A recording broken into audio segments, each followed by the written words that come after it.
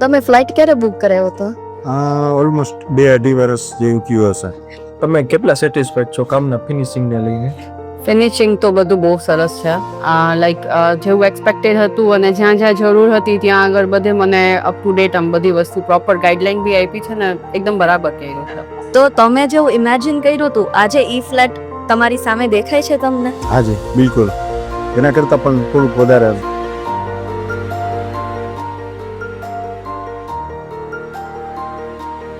બુકિંગથી લઈ અને shop position સુધી તમારી સફર અમારી સાથે કેવી રહી?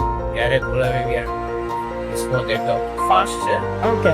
દરેક કોલ થઈ ગઈ કે 100% સેટિસ્ફાઈડ છું.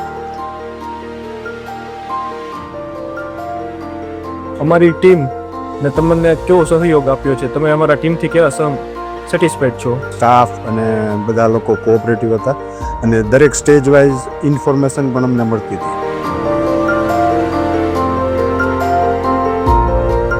And what are the suggestions જે તમે અમને આપવા માંગો છો કે અમે અમારી નેક્સ્ટ સાઇટમાં ઇમ્પ્રૂવ કરીએ એ પ્રમાણે? ના, સજેશનમાં તો કંઈ આપવા જેવું નથી, કારણ કે બધું વેલ મેન્ટેન અને વેલ ઓર્ગેનાઇઝ છે.